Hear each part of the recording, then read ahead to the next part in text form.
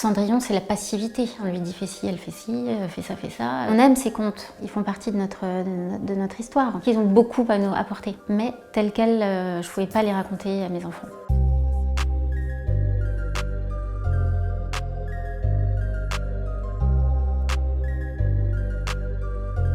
Ça a commencé quand je suis devenue mère de 3 filles. J'ai établi une collection jeunesse à la maison. J'ai commencé par les livres que je connaissais moi-même quand j'étais enfant. C'était Cendrillon, Blanche-Neige, etc., les versions de Disney. Et là, c'était le choc total. Il y a des stéréotypes incroyables dans ces histoires. Ce qui revient le plus souvent, c'est la passivité des femmes dans ces contes. Et le schéma patriarcal global. C'est pas simplement que je les avais oubliés, c'est qu'en plus je m'en étais pas rendu compte quand j'étais enfant. Cendrillon, c'est la passivité de ce qui est considéré comme une héroïne, telle quelle je pouvais pas les raconter à mes enfants. Quand on lisait ces livres à la maison, on inversait soit les personnages masculins, féminins, soit les adjectifs qui qualifiaient les femmes.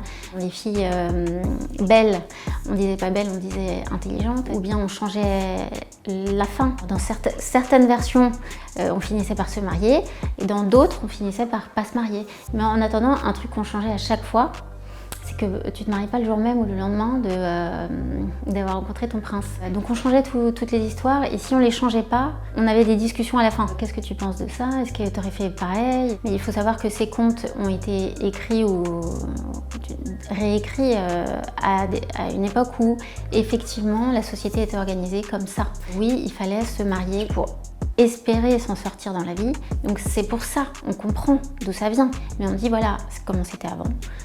Maintenant, évidemment, il fallait tout changer. Donc le but de cette collection Kif Kif, c'est de mettre sur un pied d'égalité les filles et les garçons pour montrer dès le plus jeune âge à tout le monde que tout est possible. Tu es là, tu peux jouer tous les rôles de la société.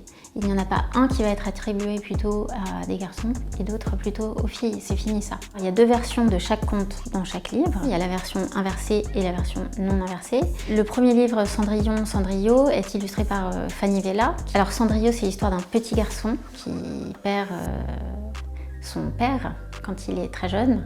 1 an après la mort de son père, sa mère se remarie avec un homme méchant qui arrive avec ses 2 fils et commence le harcèlement à la maison.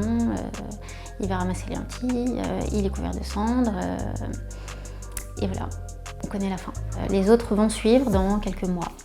Aladin et Aladina, Jack et Jackie, le haricot magique, etc., etc. Il y a plein de bienfaits à ces contes et c'est pour ça que effectivement c'est pas une bonne chose de les mettre au placard.